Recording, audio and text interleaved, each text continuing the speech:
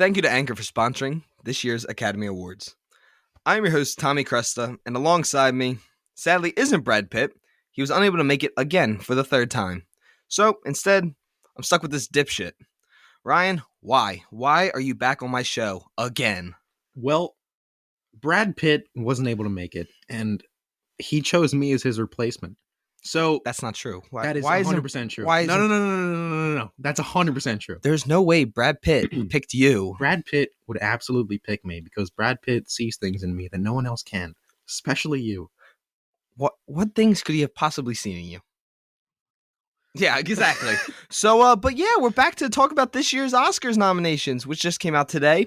We were really excited, and I hope Ryan's got a list ready because me and Brad already did like a couple test takes, and then he stopped answering my calls.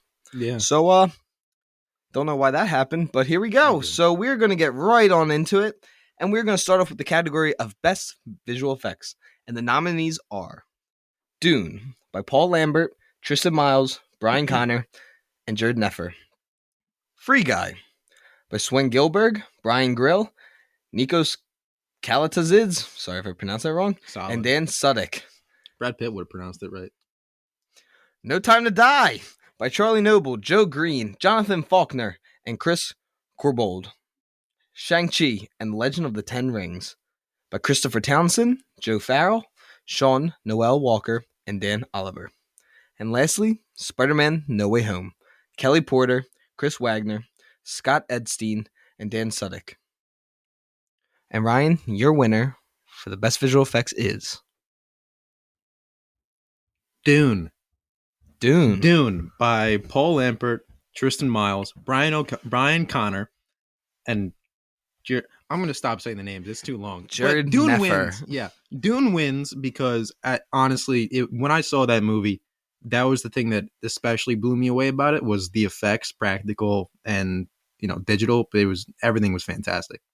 That's why I picked it. Yeah, no, I felt like Dune because I picked Dune as well, and I've just felt like there hasn't been a movie that like pretty and realistic looking because normally you can tell when someone's CGI. Like you really can. Like no matter what. Like No Way Home had great visual effects, but you knew it was CGI. Like some of the scenes looked a little wonky, but no, I felt like this could be the best visual effects ever. Like it could. Like I know people always say Lord of the Rings, but Lord of the Rings ages well, but it was never to what Dune just did. Yeah, not at all. Because a lot of it's practical effects that they added CGI over it, which we don't see that often. It's normally with the green screens, the green sets, and it was just. I really don't think we'll ever see something. Well, Dune Part 2. Yeah, but no, I felt like it was amazing. Yeah, just like Brad Pitt. Yeah, but sadly, he couldn't be here, and he chose me. Whatever. Moving on to Best Production Design, which is a category I think we're both really into. I'm trying to find it. Oh, okay. But yeah, I feel like me and you have always talked about that whenever we watch a movie, like it was one of the saving graces of Nightmare Alley. Yeah. Like the sets were incredible. Yeah, and the production was great. But here are our nominees. And this is Dune by Patrice Vermette and Zuzana Sipos. Nightmare Alley by Tamara DeVell, and set decoration was by Shane Vinu. Power of the Dog. Production design was Grant Major. Set decoration, Amber Richards. Tragedy of Macbeth by Stefan Dechant and Nancy Hyde. And West Side Story by Adam Stockhausen and Marina D'Angelo. And my winner for Best Production Design is West Side Story by Adam Stockhausen and Rena D'Angelo. It's a good choice. It was like. Have you seen the original? I have not seen the original one. Okay, so the original one's production design's incredible. Yeah, and this just feels like they used the same design and just redid it. Really, like to nowadays, and it's perfect. Like you feel like you're there. It's one of the most well done sets and production and everything in the last 10 years, I'll say it. Yeah. Like the production was better than Dune's. Dune's visuals were better, but the way it just all looked, the costumes, everything was incredible. I can see what you mean. Yeah. Well, as far as what you just said, I I'd like to agree with you, but I didn't see West Side Story this year, unfortunately, and I did pick Dune. Um, you said that the production design was not as good in Dune, No, Dune was still and I hate you incredible. for it, but it's No, fine. but No. It's fine. see, It's Brad fine. would not have caused this much issue on set. Brad saw things in me that no one else did. Yeah, laziness. No. I'm kidding. That was mean. Heart, I'm sorry. soul. Okay, whatever. So I- you picked Dune. Explain your I don't know. pick. I liked it. Dune is just visually an incredible movie, and there's parts that you can see in it. Like you can tell it's not CGI. Every like room they step into, it's practical. They built that room. They built the not built. They made the costumes. Like everything about that film was just amazing. The way it looked, and especially the makeup. I mean, I remember us leaving, and what was the guy's name? Uh, the Skarsgård that was in it. Which one was that? Stellan Stellan. Skarsgård. Yeah, Stellan. Me and He you plays both walked Baron. out. Yeah, thinking that he was just terrifying, and that's mostly practical effects. Yeah, no, Like, it was a whole the suit and makeup, everything. yeah, It the was- makeup was fantastic. The sets were great, and that's why I picked Dune. No, yeah, Dune would if I hadn't seen West Side Story, which thank Mhm. God I did before this, it would have been Dune. It just West Side Story was just a different level, and I mean, all of them were good. Like every Yeah. one of the production design nominees, of course, they're the nominees for the totally. Oscars. They were all good. Nightmare Alley was very good in the carnival. Mhm. Once it left the carnival, I feel like it lost that. Yeah, but still, the production. I Yeah. felt the production value was still the best part of that movie. Yeah, 100%. a lot of the movies sucked. Yeah, it so that wasn't could be good. the issue. But moving on to one of my actually favorite categories Mhm. in all the Oscars. This has probably been for the last couple of years because more recently I've been trying to get into more foreign films, and I picked Parasite to win when that all was going down, Mhm. and I almost picked a film for this year's Oscars to win Best Picture, a foreign film, but it ended up actually not even winning my international film because I ended up seeing a different one just a couple days ago. Mhm. But the nominees are Drive My Car, Flea, The Hand of God, Luna, A Yak in the Classroom, and The Worst Person in the World. And my choice for Best International Feature Film was The Worst Person in the World. And this movie, I don't know what it. I feel like it could be that I always feel like when I was younger, it was hard to like understand a movie when it was in subtitles. Mhm. But like I've grown to like really love them. Like Lamb, we've talked about how much I love that movie. Yeah. This movie has what could possibly be the best screenplay of all time. Really. It is incredible. You feel every emotion throughout this movie. Like like I cried, I smiled, I laughed. Like Yeah. it's a really heartfelt movie, and I highly recommend everyone to go watch it because I really think it could be one of the better foreign films I've ever seen. Yeah.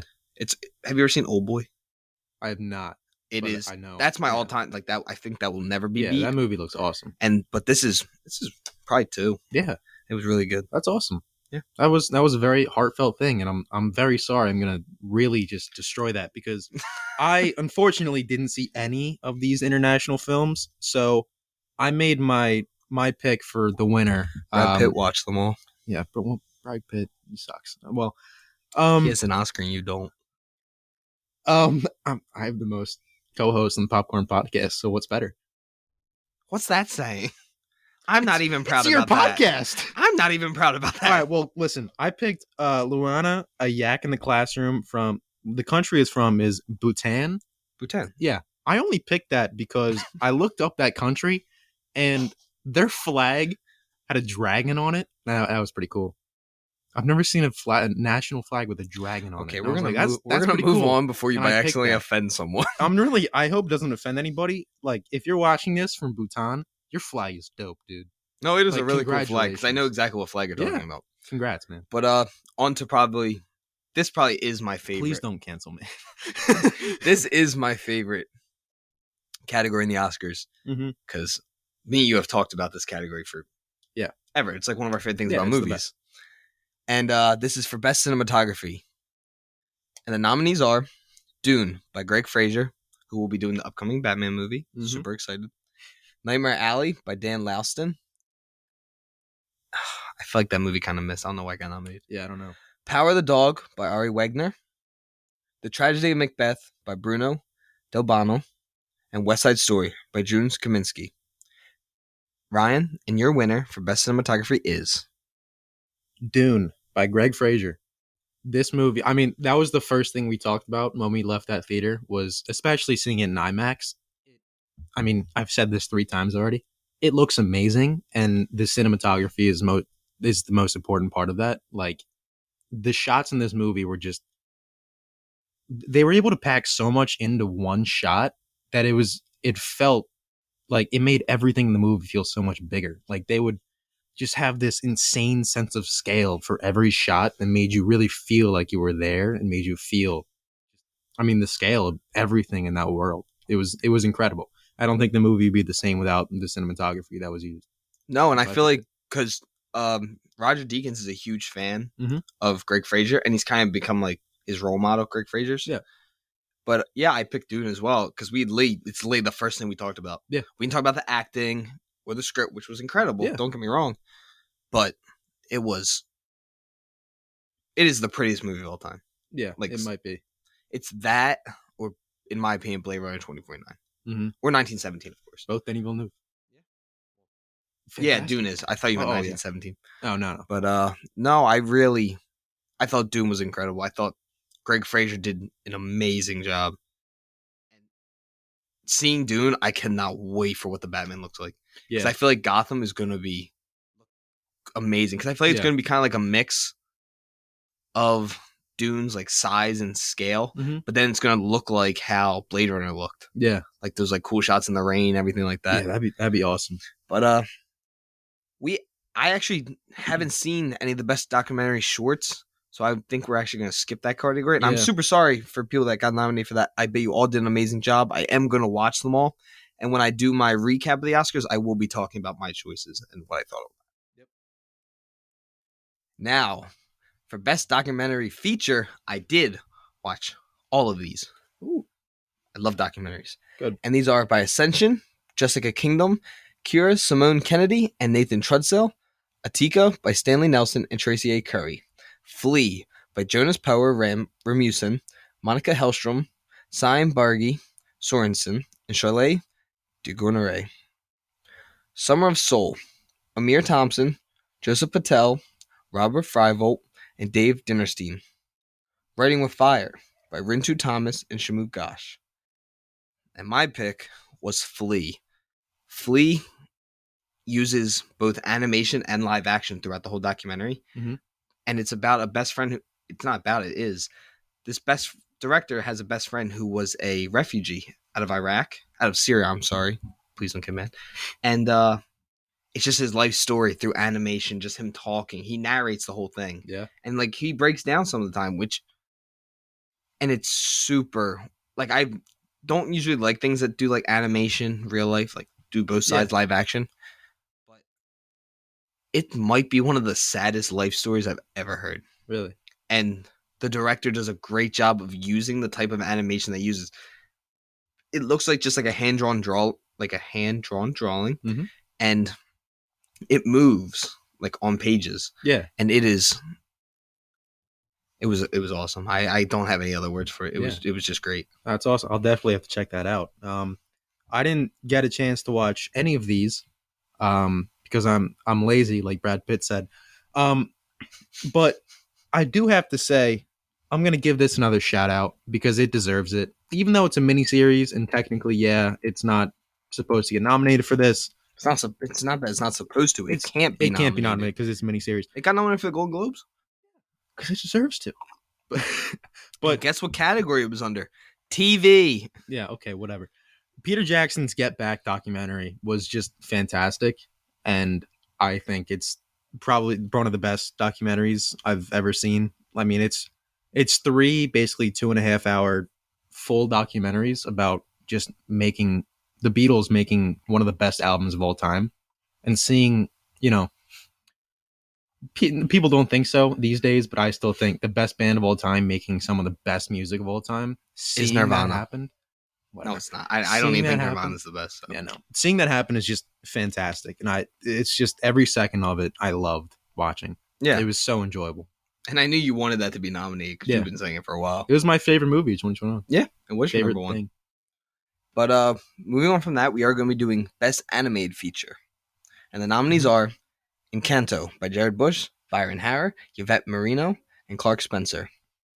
Flea by Jonas Pover, Ramusin, Monica Hellstrom, Simon Berge, Sorensen, and Chalet de Gunere. Luca by Enrico Caruso and Andrea Warren. The Mitchells vs. the Machines by Mike Renata, Phil Lord, Christopher Miller, and Kirk Albrecht.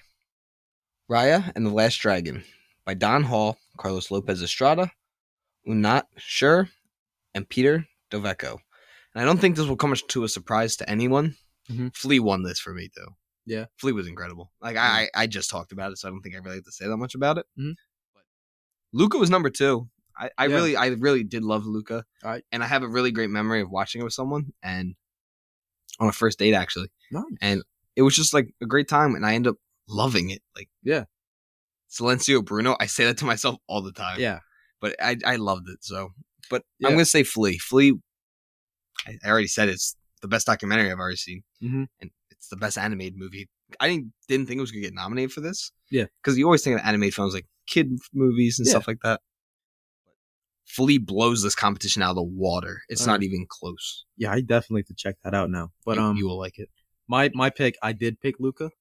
Oh really? I saw I thought you were picking Kanto. Yeah, it was between that and Encanto, but I Yeah. just felt like Encanto was a really it was very by the books for a Disney movie. Like it didn't really do that much. The music was fine, but I felt like I don't know, it was really like one or two good songs, and then it was kind of just like the rest were pretty meh. I thought Luca was really good. It was just a really fun, It's story. sad, dude. Yeah, The it's end sad. is sad. It's really sad, but it's heartwarming at times too. Like I really enjoyed Luca when I watched it over the summer. It was great. Yeah, and yeah, Luca was great. Mhm. And this is a category that I'm really surprised with. Mhm. And this was best makeup and hairstyling, which I didn't think most of these movies were getting nominated for this. Yeah. But I have a choice anyway, and I still made it. And just so people know, these are our predictions of who we Yeah. our prediction and who we think deserved it. Yeah. So if we don't always have an answer for it, it's because we haven't gotten to see all of them yet. Yeah. Like Belfast just became available to watch. Yeah. A lot of the movies have. So Mhm. yeah, these are our predictions, and this is our choices for best makeup and hairstyling. First is Coming to America. This is by Mike Marino, Stacey Morris, and Carla Farmer. Cruella by Nadia Stancy, Naomi Donna, and Julia Vernon. Dune by Donald Mowat, Love Larson, and Eva Von Burr. The Eyes of Tammy Faye by Linda Dowds, Stephanie Ingram, and Justin Riley. And House of Gucci by Goran Lundstrom, Anne Karen Locke, and Frederick Asperis. And my winner is Dune. Mhm. Because the way they were able to make everyone, like they made them look like they've been living in the desert. Yeah. And the way they did the eyes, the suits, the makeup, everything was so good. But Tammy Faye was number 2.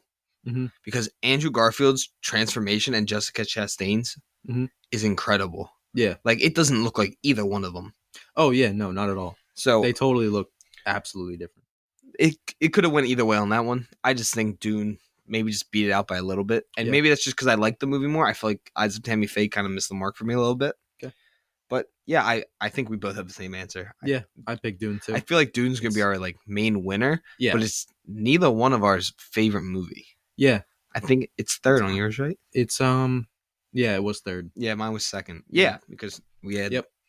But yeah, so we both picked Dune. Do you want to say anything on it? Yeah, I mean, I kind of mentioned this earlier, but especially with like the Baron Stellan Skarsgård's character, both of us said that he was just terrifying, and that's all because of the makeup. Like, obviously, there's some CGI on his character. Like when you watch the movie, you realize that, but most of it is makeup, and I think most of the characters in the movie are done with makeup, and everybody just looks great. Everybody looks like they're a part of this universe, and it just makes it look real. So Yeah. I think that's why I picked it. Yeah, that's a great answer.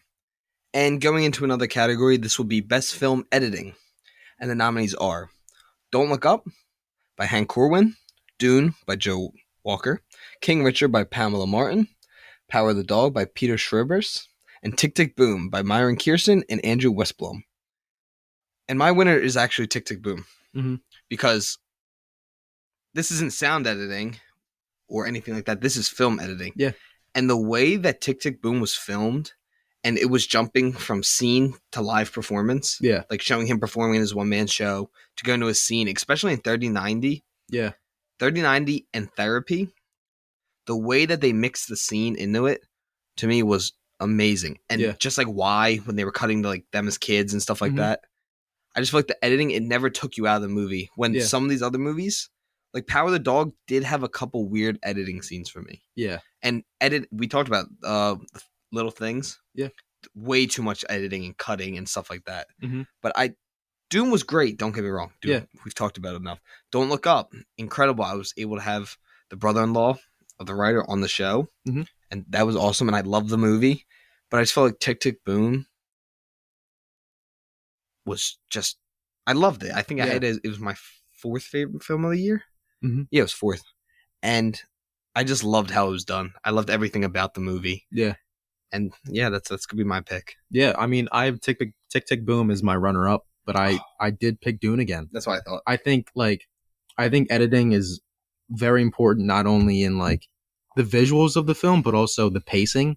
And for Dune to be the beginning of what's, I mean, definitely going to be this giant saga, for something with so much, I mean, just like information, like Dune is about space politics. The fact that movie never gets boring is just, it's a wonder to me. And that's half due to the screenwriting and directing, all that stuff, but a lot of it is from the editing. Like you have to put the scenes in a certain place so it doesn't get boring for anyone. And I think Dune did a really, really good job of keeping, audiences entertained, which is really hard to do with the beginning of a giant saga like this. Yeah, like it's gonna be the next Lord of the Rings. Yeah. For people who didn't get to grow up on that, like Mhm. I was raised a little bit different. Most kids my age weren't watching Lord of the Rings. I grew up on Lord of the Rings, but this is like for everyone else, this is going to be that next Lord of the Rings. Yeah. That crazy sci-fi thing that seems really nerdy, Mhm. but still gets everyone in the palm of their hand. Yeah. Which they did, because did. it was great, and I think it's going to win most of our awards in Mhm. our prediction. Yeah. But still not our best movie, because I Yeah. felt like the acting was good, like it was really good. It was good, but it wasn't our favorite movie. yeah. Because I'm gonna say it's your favorite movie because Mhm. everyone knows the it Get won. Back wasn't really, Yeah. but we both had the same favorite movie. Yeah. But we'll get to that later. Now we're going to be going to best original screenplay, Mhm.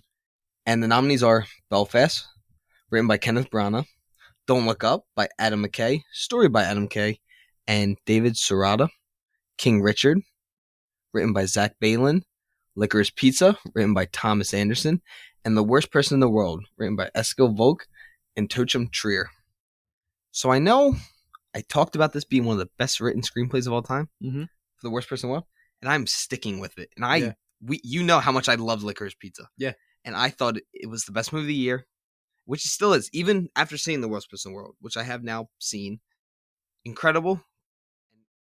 It's the best screenplay I've ever seen. Yeah. And because we both love great dialogue. Yeah. The dialogue is incredible. It's the most important thing in Yeah. the film. Because you can have the best actors. If it's not great writing, it's not going to work. Yeah. And Licorice Pizza was right below it. Mhm. But The Worst Person in the World was, I'm going to say, it is the best screenplay I've ever seen. Yeah. It's incredible. And I think I know what your choice is, but you can say yours. Yeah, I went with Licorice Pizza. I mean, I think when we were watching that, we saw that together too. There were a lot of times that we laughed, surprisingly. Like there were some hilarious jokes in there. And then there were a lot of times where we both like gasped. Like there's a lot of turns in that movie you don't expect, like from characters. Like some of the things people do, you think the character's a very good person, and there's something they just like throw at you, and they're like, oh, this guy's kind of an asshole. Like you kind of go back and forth on whether or not you like these characters, but then by the end, it ends up pulling you back to them, and it's very well done. Yeah, no, because they made this really weird relationship Mhm. so lovable. Yeah. Which it really shouldn't be that It lovable. shouldn't be. But they made it so it was. Yeah. And we've talked, PTA is the best director right now. Yeah. Excuse me. It's great. And he's incredible, but I don't know. I just feel like The Worst Person in the World gave this. Yeah. I mean, I still haven't seen it, so I can't and really talk about it. I don't know, believe you. I don't know but- what else to say. Like, it was just, got done watching it, and it felt like I just finished reading like The Hunger Games, which if people don't know, that's my favorite book of all time. It was like reading a book, but it was on screen. And I know it's like a lot of movies, but like you were like waiting for every line. It was so perfect. I definitely got to check it out. And you will love it. I know you will love it. And I feel like anyone that's super into screenplay and just into great movies, it's not for everyone. It's really not. Because I know a lot of people just love superheroes and all that. It's not like a normal IP movie. It's a movie that I would have never thought get nominated for an Oscar. But I'm so happy it did because it deserved every bit of it. Yeah. So yeah, that was our choices. And now moving on to, again, screenplay, but this is best adapted screenplay. And the nominees are Coda, screenplay by San Heater, Drive My Car by Rusaki Humagachi, and Takasuma Oi. I'm sorry if I pronounced those wrong. And then Dune, screenplay by John Spates and Denis Villeneuve and Eric Roth. Lost Daughter by Maggie Gyllenhaal, and Power of the Dog, written by Jane Campion. And who's your winner? I'll let you go on this one first. Man, I keep saying it, but I picked Dune again. Yeah, Dune was right up there. Dune actually didn't win mine. Really? And yeah, we both thought we were going to be pretty online with our choices. Yeah, so did I. I think we've only agreed twice. Yeah. And I think both of them were Dune, too. Yeah, it was. Yeah. It was best production design and best cinematography. Yeah. But yeah, you go. Yeah, Dune, I mean, obviously there's been a Dune movie before, and it wasn't great, but I think, like, the book, I haven't read the book, but as far as I understand, it's very, like, it's a very, like, the thing that I've heard a description of this book is delightfully boring. Like, yeah, me and you talked about this when we got done watching it. Fight scenes in the book are like a sentence or two long, but in the movie, it's never more than a page. Yeah, because there is one fight, and I'm pretty sure it's in part 2. There are a couple parts in part 2 because it becomes more action packed in part 2. Yeah. But part 1, I think there's like maybe in total 2 pages. If you combine all of it. Yeah, but the movie was able to like put in so much like beautiful and like amazing action while not changing the story at all, like keeping the story as good as it ever was, while putting in like just heart pumping action that you really cared about. And I think it's just incredible. And they did build the tension great throughout the movie. Like you were waiting for something to happen. Yeah, totally. But yeah, I'm actually going with another foreign film. Drive My Car. So good. Yeah. Me and Ryan were talking about this. I watched it right after it came out at TIFF because every podcast I listened to was saying who went to TIFF, they were like, Drive My Car is incredible. Yeah. You have to watch it. And I was so excited when I saw it got nominated for Best Picture. It didn't win for me, but I was so excited because I really think the Oscars has done a poor job, like since it's been around, in getting foreign films into the category. And I feel like that's always been an issue. And like going back to even Will Smith not being nominated for Concussion. Yeah. Like there's certain things like the Oscars have done a really poor job on. And Parasite won, which I kind of felt like was like a triumph for the Oscars to be like, we've made mistakes. And Parasite did deserve it. Parasite was incredible. And Drive My Car was incredible too. I'm trying to think of a way to describe it. It's literally just about this girl that drives this guy to work. Yeah. And it's amazing. Is it? Yeah, I loved it. And great. Again, the writing was great. It wasn't as good as The Worst Person in the World, which I'm saying is the best screenplay I might have ever seen. Yeah. But I felt like maybe it's just because I've grown to love foreign films more and more because I feel like they give the director all the freedom. Like, because we see a lot in American cinema that companies seem to get involved a lot. Yeah. Like, there's maybe 2 or 3 directors that get to do whatever they want.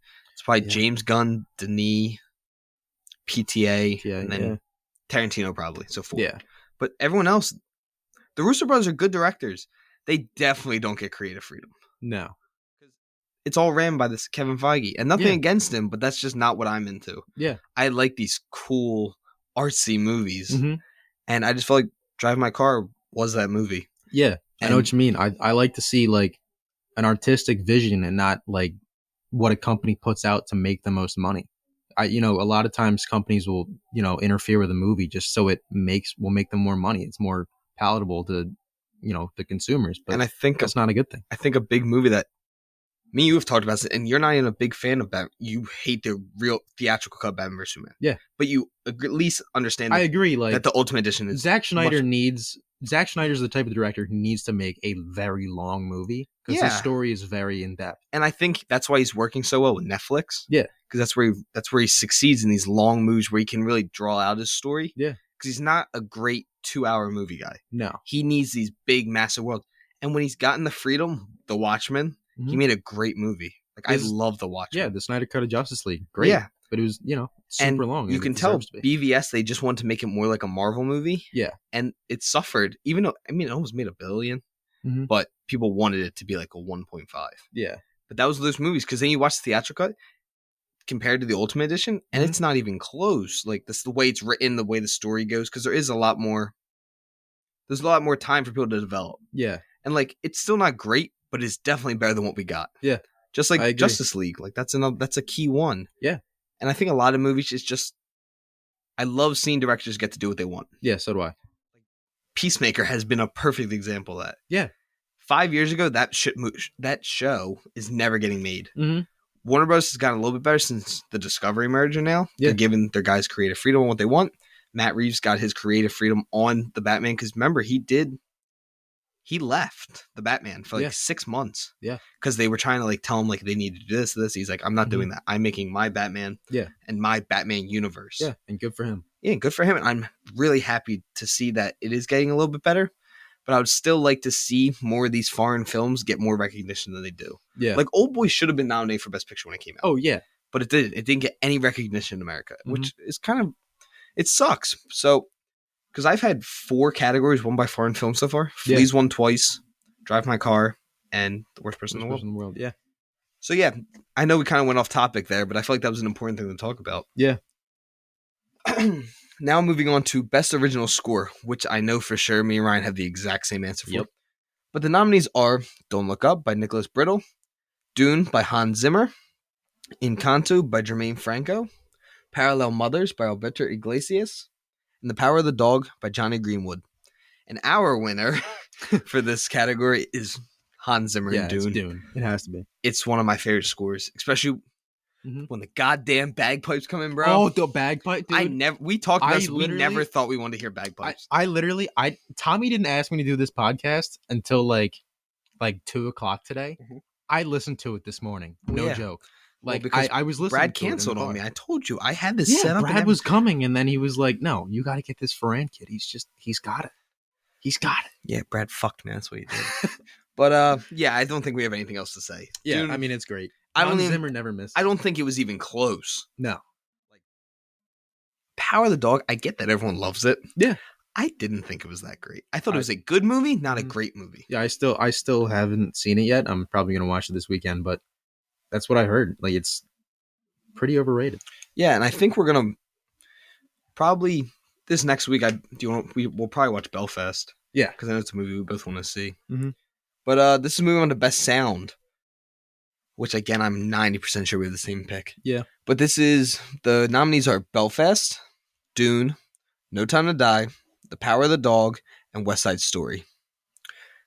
Actually, I don't know, dude. No, I'm gonna say Dune because it's not music. It's sound. It's sound. And the way that Denis was able to use the voice, especially in IMAX, even because we saw it, but even seeing it, like I got to see it in both, like within a week of each other. And yeah, it's a difference, but still, the way that he used the voice and the way they used the silence, like the bubble, was so well done. It's amazing. And West Side Story is right there. West Side Story was great, but I feel like I'm thinking more in the music when I thought about it. Yeah. When I'm thinking of just the sound, it has to be Dune. I don't think there's another choice. Dune is it's crazy. Like every ship, every weapon, every movement, movement, everything has a different sound, and they're all just awesome. Like it puts you into the film so much, and I think they wouldn't be the same movie without it. No, without it, this movie is completely different. Completely, because I feel like the voice was it was scary when it would show up. Like it gave you just like chills and stuff. Yeah. Without that without just the voice part, it is a totally different movie. Absolutely. So yeah, we've agreed 4 times, and all of them have been about Dune. Yep. That's kind of funny. It's pretty funny. Now we're moving on to costume design, which I know we don't have the same pick for. Mm-hmm. And the nominees were Cruella by Jenny Bevan, Siriano by Massimo Canti Perini, and Jacqueline Duran. Dune by Jacqueline West and Robert Morgan. Nightmare Alley by Luis Cinquera. And West Side Story by Paul Tazwell. And Ryan, you can go first. Who was your pick for this? Yeah, I picked Dune again. I think No surprise there. Yeah, well, I didn't see. I think if Brad I had Pitt seen, would at least had different choices. Shut the hell up about Brad Pitt. If I had seen West Side Story, I think there's a good chance I picked it, but I didn't. So I'm picking. It's Dune on HBO because- Max. Yeah, but I'm lazy. Yeah, I know you should. are. I mean, you listen to Brad, right? Yeah, I did. And that's why I tried to have him on the show, not you. Yeah, well, Brad dipped, and I'm here now. So I picked Dune, just like asshole. Yeah. But continue. Thank you. The costumes were just good in this movie. Like every planet they're on, when they're on Caladan, like they're all wearing one thing, and then when they go to Arrakis, like they have completely different wardrobes. They have and those wetsuits. Yeah, and it fits where they are, and like it looks awesome. it looks so cool. The wetsuits look just amazing. They're so that's cool. how I imagine them looking like to us, like an extent. Like when I was thinking about it, reading, because I read before I watched even the first one, and I hated the way they looked in the other one. Yeah, like in the Lynch version, I did not like how they looked. This one looked like how I would imagine it being. Yeah, not this weird black rubber and stuff like that. Yeah, but even like everybody, like even like the Harkonnens, they were sick. Like those costumes with like the all white and then like the dome head kind of thing. It was so cool looking, and it was like menacing when you saw them for the first time. I don't know. I just think the costumes are really good in that movie. No, the costumes are great. I gotta go West Side Story. Yeah, every character looked amazing. The dresses they wore, the suits the guys wore, the wife, like the tank tops and everything. It just all looked so good. Yeah, everything about this movie was great. And actually, I don't think we talked about this. It is my favorite musical of the year. Really? It doesn't have my favorite music, but it is my favorite musical of the year. Okay. And yeah, that was really surprising me when I finished watching. I was like, that is a better musical than Tick Tick Boom was. Yeah. But Tick Tick Boom to me had better music and better acting. Yeah. But yeah, now we're moving into the big five, which I think is the most important part of this. Yeah. And we're starting off with Best Supporting Actor. And the nominees are Ciarán Hinds, Belfast, Troy Coaster, Coda, Jesse Plemons, The Power of the Dog, J.K. Simmons, Being the Ricardos, and Cody Smith-McPhee, The Power of the Dog. And my winner is Jesse Plemons. So is mine. Yeah, I kind of, and I hate to say this because I love Benedict Cumberbatch. He's a great actor in everything he does. I kind of felt like people are overhyping his performance because I went into it being like, okay, supposedly it's going to be Garfield, Benedict, or Will Smith. Yeah. And after I watched it, I was like, no, like he is so far below them, and he does a good job. It was kind of like Bradley Cooper. Yeah, he was better than Bradley Cooper, but he was really good.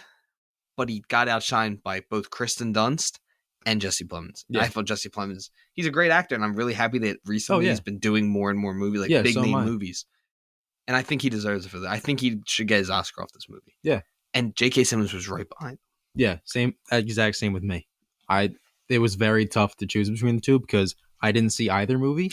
So I kind of just had to pick which one I liked more, and I was like, everybody knows J.K. Simmons. Give my boy Jesse Plemons some love. You know, like everybody knows him from Breaking Bad, and that's it. He's such a better actor than that.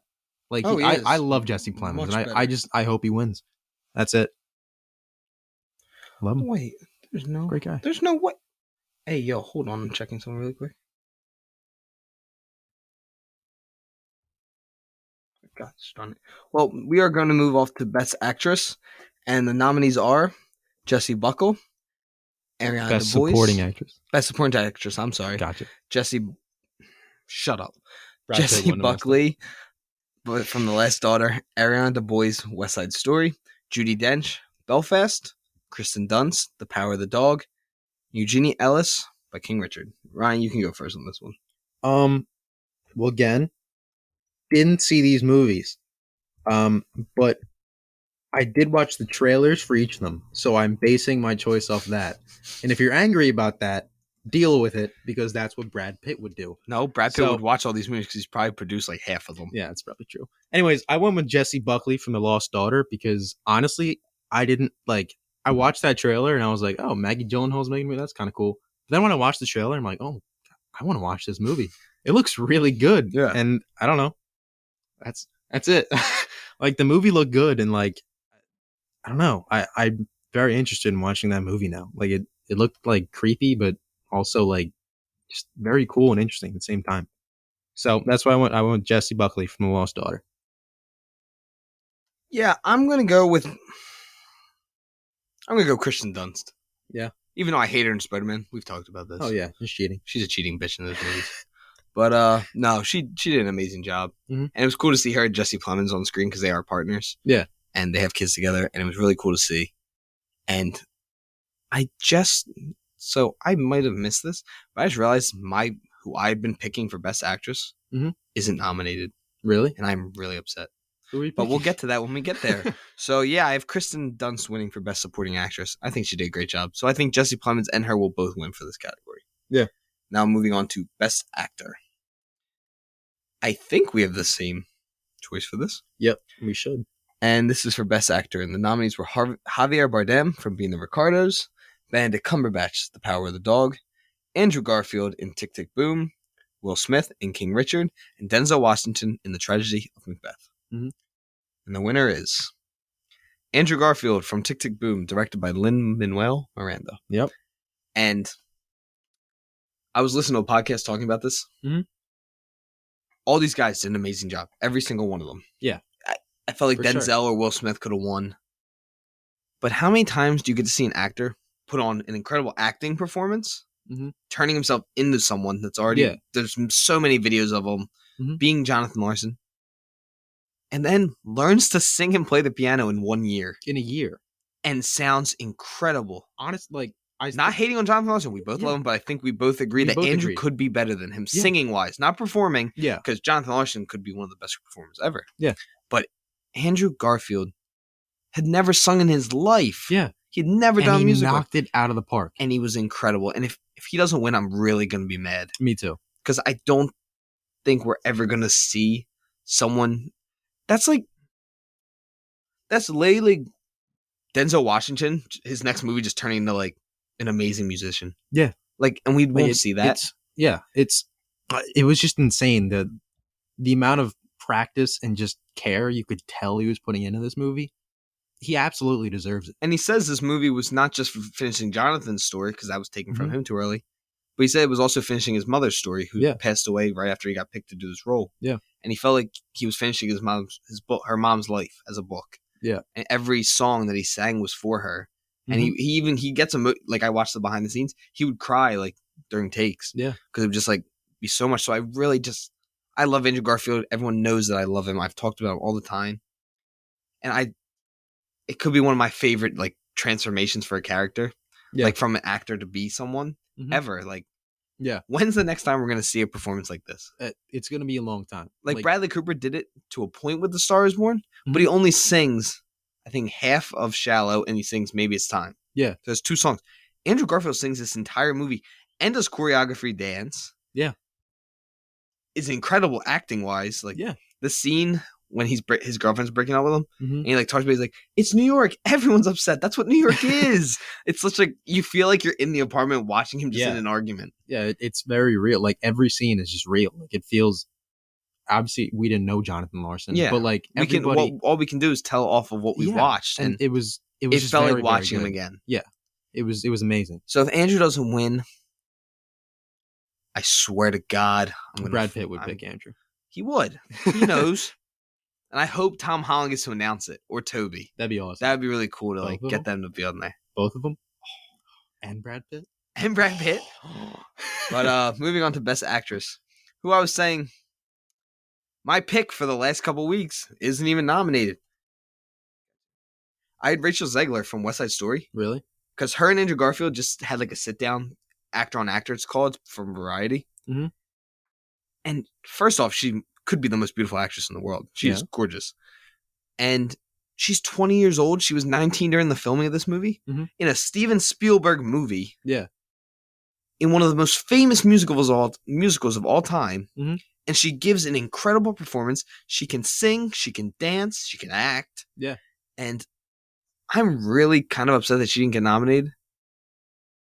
So I do have a backup who I've been saying for a while I think is going to win, but she took it over for a bit, and I'm kind of sad. I feel bad for her. But here are the actual nominees for Best Actress in a Leading Role. Jessica Chastain in The Eyes of Tammy Faye, Olivia Colman in The Lost Daughter, Penelope Cruz in Parallel Mothers, Nicole Kidman in Being the Ricardos, and Kristen Stewart in Spencer. Mhm. And I'm picking Kristen Stewart. Yeah? Because she was incredible. Really? And she laid... Soon as the set pictures came out, like the promo photos, I was like, she's gonna win. It looks just like her. Like, to a T, looks Yeah. like Princess Diana. She deserves to win. Yeah. I would have liked Zegler to win, but if I can't have that, Kristen Stewart better win. Yeah. And I swear to God, if I see Nicole Kidman or Jessica Chastain up there, both of them incredible actresses. Incredible. Like, they've done amazing movies throughout their career. This is not their year. Yeah. So those are my choices. I mean, I also picked Kristen Stewart, but that's just, like, again, I didn't see any of these movies. I was very lazy this year with, like... You were bad with movies this year. I saw so many, like, nerdy action movies. That's, like, all I watched this year. Wow. It was terrible. Wow, we just had a whole speech about that. We did, and I am the problem. So thank you to Brad Pitt for putting me on this podcast. Ben Affleck was right. Movies are going to die because of you. I'm going to do better this year. Better. I'm going to watch as many of these movies as I possibly can. We are starting off with, I think the Batman's like our first big one. Oh, yeah. Like Uncharted, which we're going to have to go see. Yeah, totally. But damn it. I'm also picking Kristen Stewart. Like, again, you said the set pictures came out. It looked just like Princess Diana. And I think, I love Kristen Stewart. I think she's a great actress. I think she's very underrated. But, yeah, I just, like, everything that I saw from that movie, she looked great. She did great. She sounded great. Like, it was just, it sounded like Princess Diana. Yeah. Like, it was incredible. Yeah, and I think we were both kind of surprised with Best Director, which that is our next category. Yep. That Denis did not get nominated. Because we talked about that, right? Very surprised. When we talked, right when we were like, he deserves a Best Director now. Yeah. Which he didn't get, and it's not common to get nominated for Best Picture and not have Best Director. Yeah, it's very uncommon. And it's even less common to win one or the other. It's very uncommon to win Best Picture, not Best Director. Because Ben Affleck famously didn't win Best Director for Argo. Right? Yeah. And that was bullshit. I didn't realize he has 2 Oscars still. Yeah. Because he did win for Argo still. Yeah, he did. He could have had 3, though. He's a 2-time Oscar-winning first actor. That's incredible. But he's Batman, too. And he's Batman. And the nominees for Best Director are PTA, Paul Thomas Anderson in Licorice Pizza, Kenneth Branagh from Belfast, Jane Campion from Power of the Dog, Rizuki Hamagachi from Drive My Car, and Steven Spielberg from West Side Story. My choice, once I saw his list, it wasn't even a question. Hamaguchi was like probably my second choice, but PTA. Yeah. It was the movie all around was incredible. Yeah, it was fantastic. It was our favorite movies of the year. Yeah. It was so good. Like I don't even know. Because I picked him too, obviously, and it's just he just brought this random story that like you'd never think of, and he just brought it to life in a way that I never thought was possible. And not just by directing, he produced it, he wrote it, and he directed it. Yeah. Like he did everything for this movie. Yeah. It was incredible. It was our favorite movie of the year. Mm-hmm. Yeah, I mean, when your grandfather texts you at like 9:00 at night and says, "Hey, just finished this movie. Want to call you and talk about it," you know it's a good movie. Oh, yeah. And that's what happened 2 days ago. So, shout out Pop Up. But yeah, great movie, great direction. I mean, just great all around. So yeah, PTA. So moving on to the biggest award of course, the Oscars, and this is for Best Picture. And the nominees are Belfast, Coda, Don't Look Up, Drive My Car, Dune, King Richard, Licorice Pizza, Nightmare Alley, and Power of the Dog, and of course, West Side Story. First off, before we even pick our winners, Nightmare Alley should not be on this list. Not at all. Like, not even a little bit. It was... Worst person in the world should be on this list. Yeah. Secondly, how does Nightmare Alley, and this is nothing against Black Panther, Mhm. Just want to clarify that. Black Panther got nominated for Best Picture, but No Way Home doesn't get a nomination. Dude, it's insane. It shouldn't have won. I'm not saying No Way Home should No. win. No, I don't think so either. Nightmare Alley does not deserve a Best Picture nomination. It doesn't. Not even a little bit. It got 4 Oscar noms, right? Yeah, Throughout the thing? I think. 4. It's 3, actually, I think. Mhm. But Nightmare Alley was not good enough to be nominated for that. No. And I'm sorry to Guillermo and Bradley and everyone else that was in the movie. Yeah. It was a stinker. It was. And like No Way Home should be in this conversation absolutely to be nominated. It shouldn't win. 100%. I don't think it should shouldn't. win. But And I just think it's bullshit. Like Yeah. I don't think there's another word to I describe fully it. agree. Like everybody who worked on Nightmare Alley, fantastic. Every single actor in that movie was good and is good like in everything else they do. Yeah. Guillermo del Toro. But the issue is was great. they were only good. yeah, good. Exactly. Like this Shrugging movie, our shoulders good. is yeah, what we're this doing. movie was just the most like Disappointing. disappointing, middle of the road kind of movie that like they could make. And the fact that it got nominated for Best Picture is just insane. Yeah. Especially over something as good. Like obviously you can say like No Way Home like is a super if you want to be, you know, an old man. Black say, Panther got superhero nominated? movie. Yeah. It's still a good movie. I hate that people just write Infinity off War superhero doesn't get movies. nominated. Yeah. Maybe they just have something against Tom Holland. I mean, we do too, but No, I have retracted Well, my statement. I am a full really? Tom Holland supporter now. you're gonna He's backing for TASM 3, really. so I'm fully I on knew that, board. but Yeah. you're excited for Uncharted now? I think it's gonna be fun. It's gonna suck. Yeah. It's gonna suck. Oh, it's Like gonna the movie's gonna suck. Yeah. But it's gonna be a fun time. Like there's gonna Yeah. be some really cool action I mean, it's probably sequences. gonna get nominated for Best Picture now that this got nominated. Yeah, if Nightmare Alley gets it, I have No idea. But anyways, damn. I'm let's surprised go on. Sharknado wasn't nominated after these results. But I think we agreed on this one. Yeah. Licorice Pizza. Licorice Pizza, 100%. Paul Thomas Anderson. The GOAT. It's great. I don't know what else to say. Yeah, there's not much else to say. Like, We talked about this movie on the best movies of the year. Mhm. We've talked about it all throughout this episode. Even though Dune was our winner of the night. Yeah. It didn't win the big wins. It didn't take any like the big categories. Mhm. Took a lot of categories though. took a lot. I think between us, I had winning 7 awards. I think I think I had to win 4. That's a pretty good Oscar for it's a you. lot. And we both thought I thought Doom was gonna like kill it at the Oscars, and then Yeah. 2021 might be one of the best years of movies. It was like a sleeper year for sure. I'm kind of pissed because I wish Zack Snyder Justice League got released somewhere Yeah. because I would have liked to see it get like Mhm. visual effects because the visual effects were great, Visual effects were good. but a lot of it wasn't finished yeah. due to some of the stuff. But Licorice Pizza is our Best Picture winner. PTA was also our Best Director. Yep. Best Actress, we both had Kristen Stewart, Andrew Garfield for Best Actor. Yep. And yeah, I really wish Brad could have been here to do this with me, but I'll settle with Ryan. Mhm. You impressed me a little bit. Oh, thank you. Still lazy, though, shithead. Yeah, I am. But you know, Brad loves me. So. Brad does not love you. Hey, Brad Pitt, come on the podcast next time. But yeah, please. come on, Like this would be please. it would be amazing. We've talked about it like 6 Yeah, times. make on up the for show. it. Yeah, you really we were You're FaceTiming very last soft. night. We were. Come on. Yeah. Me and you and Leo were having we have a drinking party on fucking Zoom. But no, those were our picks, and I really had a great time for that. And we do actually have a couple fan questions. Do we? 2 of them I got in my head. Wonderful. And the first one was, do you think there's any misses throughout the Oscars, like people that you wish got nominated? I mean, No Way Home. No Way Like, Home. For sure. For instead of Nightmare Alley, absolutely. Rachel Zegler for Best Actress. I thought she was Yeah. going to win. I thought there was not a doubt in my mind. She won the Golden Globe for Best Mhm. Actress. Yeah. And I was like, oh, there's no way she doesn't win for this. Yeah.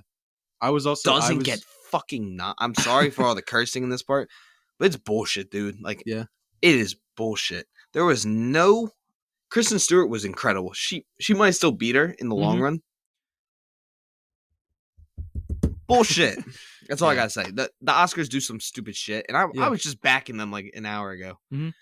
But no, that really pissed me off. I was happy that Drive My Car got nominated though. It's understandable. Oscars hit or miss. I was surprised that Rebecca Ferguson didn't get nominated from Dune. Like, That was she a wasn't little great, surprising. But I she was thought I she- felt like she was the strongest character. Yeah, I thought she did the best job out of anyone in that movie. So I was really surprised she didn't get nominated for Best Actress or Best Supporting Actress. Like, Yeah.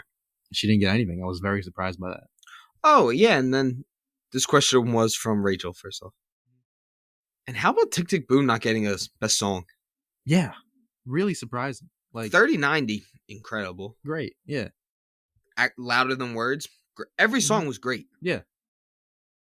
Come to Your Senses. Yeah. Was great. I mean, when we both finished the movie and like we didn't watch it together, but we watched it because I texted you like you gotta watch this, dude. We watched it at a similar time, and we both kind of like we were going somewhere else, and the first thing we put on the radio was we were going to see Licorice Pizza. Yeah. And the first thing we put on was the Tick Tick Boom soundtrack. Yeah, and we were just jamming out. It was great. So I am a little annoyed that didn't get nominated.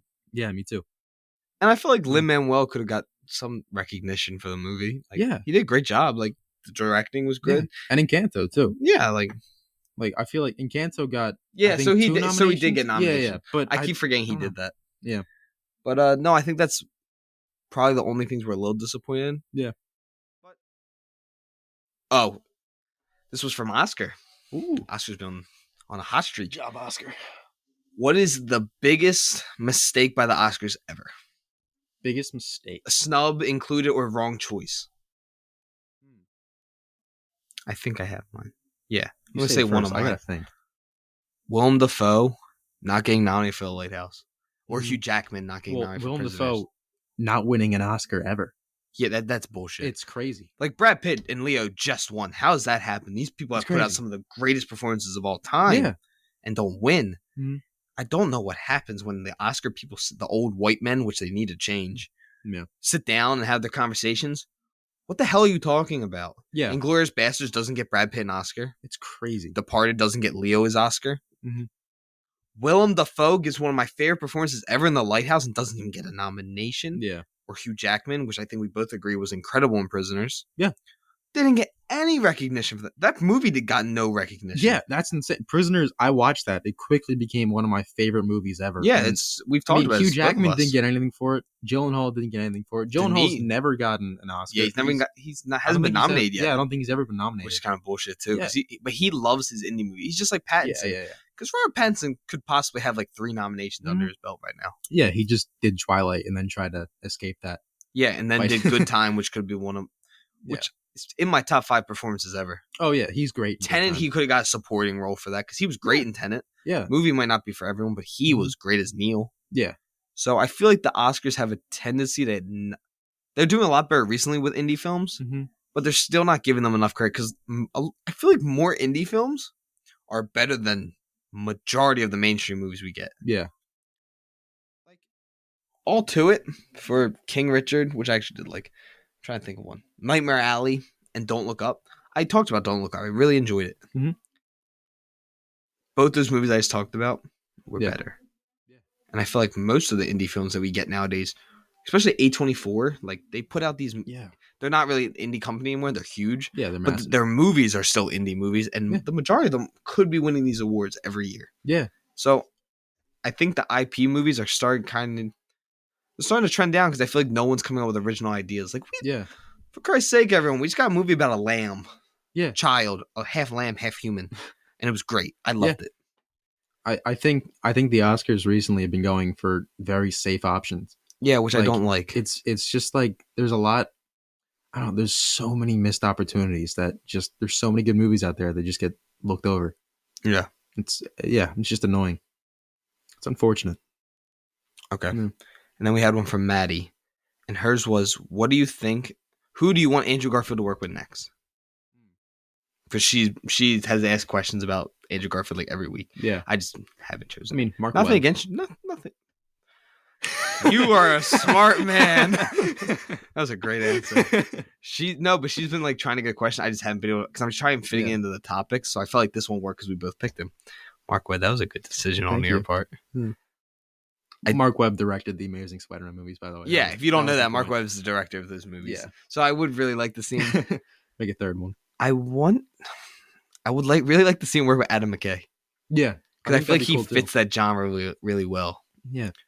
Or I've been talking to my dad about this a lot because I really love Phantom of the Opera. Mm-hmm. I would love to see Andrew Garfield play the Phantom. Yeah, because I get to see him act again as one of my favorite characters in not just musicals or plays or theater ever. I love Phantom. I think he's one of the most intriguing characters. Yeah, and I'll get to see him sing again. And Phantom, I think, has some of the best music of all time. Yeah. No, I love Garfield, and I think he's great. I think we both love him so much. I like how you point up Andrew Garfield. I'm just looking at other things. He's Like, so good other in The things that Social Network. He's done so. Oh, The Social Network is one of my favorite movies of all time. Eduardo. Dude. Eduardo Mark. Savage. I'm sorry, my brought us to the cleaners along with my hoodie and my fuck you flip-flops. You pretentious douchebag. Oh, I thought it was asshole for a second. Douchebag. It is douchebag. Yeah. Hacksaw Ridge, he was. Hacksaw Ridge is great. I don't like Vince Vaughn in that. Because Yeah, salute's a little he's weird. kinda out He of just place. doesn't fit in the movie. Yeah. But Andrew Garfield is incredible He's great. in that movie. I'm going to go with a curveball here. Oh, shit. I'd like to see him with Tarantino. Because we've seen him. he could definitely work in a like, Tarantino film. That would be awesome. Because I think he's got just enough like goofiness that we've seen in like The Amazing Spider-Man where we can kind of like, I don't know, he can just kind of be a little goofy, but then we've seen him do like super dramatic roles like Silence or Hacksaw Ridge. I think it's the perfect mix of that like Tarantino super hard R rating, but also like kind of goofy and like fun. I'd love to see those two work together. I think it'd be awesome. Yeah, I think Tarantino doesn't make bad movies. No. Some people don't like the way he makes a movie. But I think that'd be so cool. It'd be awesome. Throw him alongside, like, I think him and Ryan Gosling would just work. I don't know why. I feel like they would just make him and Ryan Reynolds. Yeah. I think they all just work. Good. Yeah. Him and Jake Gyllenhaal would be cool. Because they have like that same style of acting. Yeah. Yeah. Okay. What movie character ever caused you to have the biggest change of heart? It's from Micah. That's tough. Biggest change of heart. Recording? Oh, okay, we're only at an hour. Yeah, it's not terrible.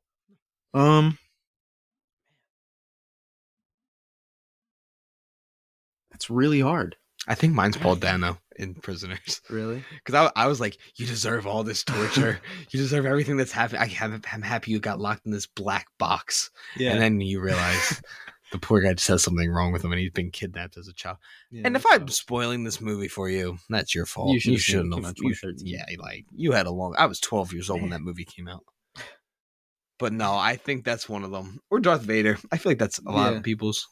I mean, Darth Vader started the whole "I am your father" thing. Like that was the first time that ever happened. No, I'm your father. That's the quote.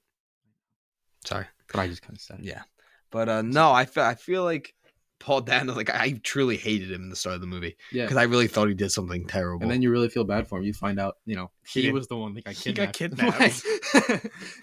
He's not their kid. And I'm praying on him to just get beat with a hammer by Hugh Jackman. It's kind of terrible. Yeah. Really trying to think. This is a really, really hard question. It's a great question. It's a great question. God. Micah, incredible question. Yeah. I'm looking at more fan questions. Yeah, I want to pick one. I'm trying to think of like anything. It's so hard. Oh, I gotta go. Gotta go one next. Come on. You gotta have something. Oh. The dog from Sandlot. Oh, yeah, that's a good one. I would have never thought of that. Oh, my God. Sandlot is probably one of my favorite movies ever. That dog is terrifying, and then he's the nicest dog ever. And you got James Earl Jones. Yeah, great. He's great. He's fantastic. I love that. Yeah, definitely the Beast from Sandlot. Great movie. Okay, this is from Emily. It's a really good question. If you had a chance to ask a character a question from any movie, what would it be?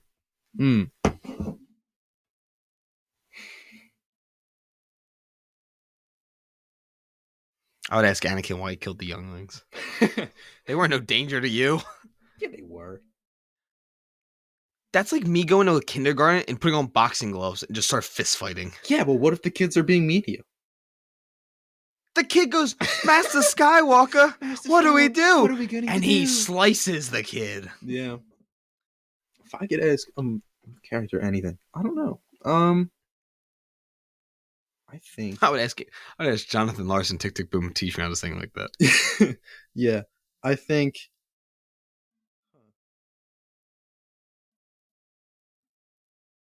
I'd probably ask Paul Atreides to just lighten up a little bit. Dude, why are you always so depressed, bro? Take a chill pill, dude. Like, enjoy life. Drinking coffee or something, man. Smoke some weed, dude. you, you're Lighten up, so dude. Like, come on. stressed. He's so stressed. But yeah, oh my god, that's a great question too. If you were a screenwriter, what movie ending would you change and why? Movie ending. This is from Jules. I always think about this. I would change the end of Amazing Spider-Man 2. Yeah. I think the perfect way to end that movie. I don't think you should have killed Gwen. Like, I just didn't think it. Why kill the dad and then her in the next movie? Yeah. But I'm gonna keep it in the ending because I think it's one of the best like emotional Spider-Man scenes. Yeah. Because we never really got like a ton of emotional Spider-Man. We got a lot of it in No Way Home, which I was really happy to see. Yeah. But I feel like it should have ended after the funeral. Yeah. Or cut the whole funeral sequence out. I mean, not the funeral sequence. Cut all that shit about Harry starting the Sinister Six. Yeah. I feel like that shit was so pointless. It's like 10 minutes. Yeah. You cut the movie down to 220 already.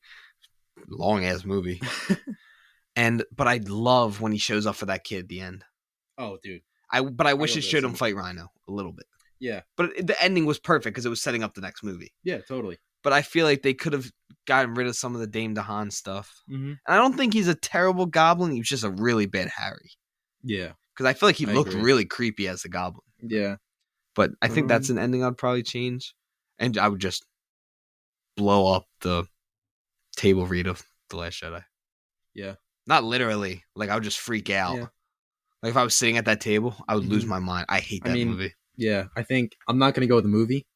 Yeah, you can change the show. Game of Thrones. Yeah. I mean, you got to do the entire, just like last 2 seasons. Like, there is great moments throughout those seasons. I'm not saying there's not great moments, but I'm saying overall, like Jamie saying that he never cared about the innocents, that goes against the entire scene of him and Brienne in like the tub. When one of my favorite scenes throughout the entire show. Or when he sits down with Tyrion right before the long night. One of the best TV show episodes ever. There's so many things that they just changed for absolutely no reason, and it hurts the show so much. No, that I feel like those last 2 episodes, the bells, ruin my memory of the whole show. Yeah, like the bells it's such a cool episode, but it's so bad just because Daenerys just breaks. Like the one thing, if there's one thing they could have done to make that even just a little bit better, it still would have been dumb, but it would have been so much better if they just didn't have the bells in there. Yeah, because when they rung the bells, that means they surrender. Like, they surrender. If the bells didn't ring and Cersei never surrendered, it would have made more sense that Daenerys. Or if the bells do ring, make it not that she's not doing it. Maybe the dragon just freaks him out or something, and he doesn't mean to do it, but he like starts like flying around shit. Yeah, there's so many that little change. So many little changes that would have changed literally everything about the show, but they just fumbled so hard. And then we're gonna answer one more question, and this is from Chris. Favorite TV show character of all time? Jon Snow. Mine's probably Tyrion from Game of Thrones. Yeah. Or Jax Teller from Sons of Anarchy. Yeah. Because I'd never watched like a real TV show. Yeah. Ever in my life. Like when I was a kid, like it just wasn't a thing. I watched like One Tree Hill, Big Time Rush. Like that was my thing. Yeah. And then once I got into high school, I realized I wanted to watch I realized how much I love movies. Yeah. And god damn it. I always had like a movie that made me like fall in love. Like I was in the movies and I was like, oh my god, I love film. Like this is what I want to do. But Jax Teller was like that first TV show character. I was like, I feel like how he feels. Like you can tell he's super upset like all the time. Like he's depressed. Yeah. But he tries to always do what's best for him and his family. Yeah. And that's how I feel like. And he makes mistakes, which I feel like is so human, which we don't get to see all the time. Yeah. And that's how I feel like I am. Like, yeah, I fuck up. Like everyone does. It's just part of life. Mm-hmm. But I was always like, I want to do what's best. Like, yeah, maybe it doesn't help me in the long run, but it's good for my family. It's good for everyone. And I love just seeing someone that's human and being able to accept mistakes because we all go through our own little problems. Yeah. And I felt like that was just a character I could always relate to. And then he's a badass, like adding on to that, which I'm not. But he's so cool. Like he has like that cool, like long hair, like a hockey haircut. Mm-hmm. And he's in a biker gang, which is cool. And like, but he goes through so much like tremendous loss, like throughout the show. Yeah. And he has one of the best character arcs ever. Yeah. So I think I do love him more than Tyrion, but I think Tyrion might be the best casted character of all time. Oh yeah. Peter Dinklage is great. Was incredible. And I hope I want to see Siriano. Yeah. So that got some nominations. Mhm. So I hope to watch that soon too. Yeah, me too. Because that hasn't officially come out yet. No, I don't think so. No, I still has like a week. Yeah. But Yeah. those are my choices. Yeah, so I said Jon Snow. Like, there's so many you could pick from. Like Tommy Shelby from Peaky Blinders. He's right up there. Yeah, I mean Jesse from Breaking Bad. Yeah, Walter like, White's not up there for me. Yeah, Walter White's I don't not love up there Walter for me White. either. I do love Jesse though. But yeah, like Tony Soprano from The Sopranos. I mean, there's so many good ones, but I think Jon Snow is one. Maybe it's just because I just finished Game of Thrones recently and I'm still on kind of No, that might it's gonna stick with you. Yeah, but because I think you love the show just as much as I did. We just both had a really hard time with the last 2 episodes because we could deal with 7. Yeah, because I feel like 7's whole season was weaker than the first 3 episodes of 8. Yeah, but the last 2 of 8 ruined everything 8 did. Yeah, 100%. I mean, it's just Jon Snow is just such an interesting character. Like, he starts out as this bastard, and like his strong obviously loves him, maybe except for his mother, but he tries his best to please everyone, and then he kind of realizes like this isn't really a place for me, so he volunteers to go to the Wall, which is like hell. It's like it's a terrible place, but he volunteers because it's where he thinks he deserves to go. And even when he's there, even though he's the best at what he does, he still basically gets shafted by everyone there. Yeah, he gets treated like shit. Yeah, even though he's the best swordsman there. Yeah, easily the best swordsman. And then he just has this arc of just becoming that hero, and just the biggest hero, the most in a story that like tries to defy all fantasy tropes. He becomes one of the best heroes in all of fantasy. Yeah, it's so cool. That shows how well George R.R. Martin is at writing. Yeah, even though his story doesn't end as well, mm-hmm. It starts and all the way. I feel like even season 7 and the beginning of season 8, like John's story was incredible, and I didn't love his end of his story though. Yeah, but I will still die on that hill that Kit Harington was incredible. He's Jon fantastic. Snow as Jon Snow was incredible. I'm so excited to see him as Black Knight in the Marvel movies now. Yeah, he's going to be in Blade. For that. Yeah, they confirmed that he is in Blade. Yeah, but those are the end of the fan questions. Ryan, do you have a choice for suggestion of the week? Suggestion of the week. I mean, go watch Dune. Like, we did a whole podcast on it. We both loved it. It won so many Oscars for me. Just watch it. It's worth it. Dune was incredible. I'm going to go with Worst Person in the World, which is on Amazon Prime. And as I've said all episode, it's the best dialogue and screenplay you're ever going to see. Yeah. I'm going to die on that hill, too. Unless it gets past. Maybe the Batman will be the best dialogue. Probably not. Yeah. But Matt Reeves is a great writer. So, yeah. Yeah, so be on the watch out for that because the Batman tickets go on sale in 2 days. Yeah. So you might have to buy them because I'm going to be going with the army. All right. I can say, I'll give you my gift card before I leave. Before we leave. And thank you guys for checking out this episode.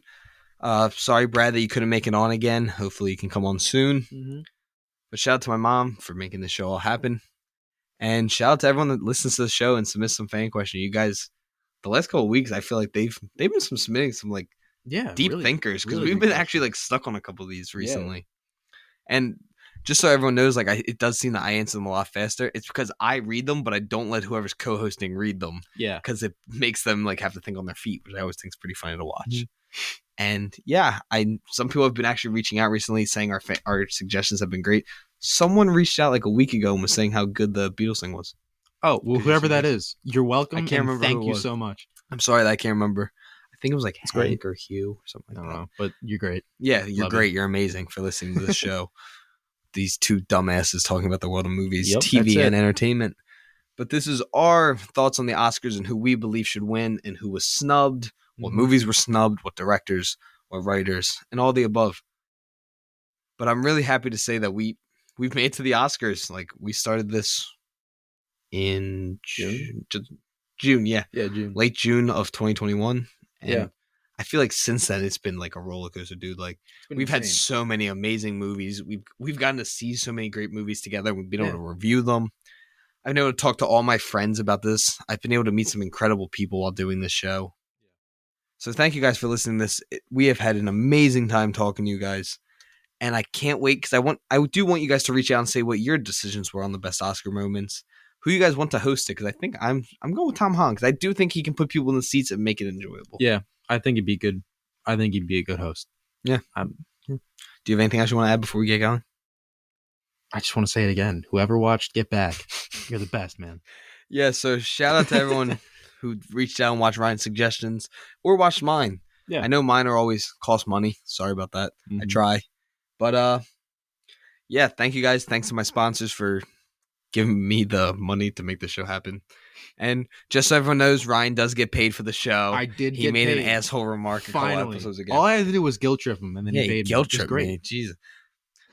I want to clarify something. I do 90%. Oh, you do. You do Yeah. like all the work. Yeah. But no, I just Ryan sit here and talk to Ryan him. has been a great co-host to have on the show. So is everyone. So thank you Everybody's guys. Thanks to everyone who's helped me out with the show. And yeah, go listen to the Roller Credits podcast also. I love that show. And I hopefully get to have them on soon. So go check out the Instagram, the Popcorn Podcast, or my personal Instagram, Tommy_Cresta. Go check out the website, the Spotify, the Apple Music, the Google Podcast. Not Pandora because they're a bunch of dickheads. But besides that, thank you guys for listening to the show one last time. And hope you have a good rest of your week. See ya.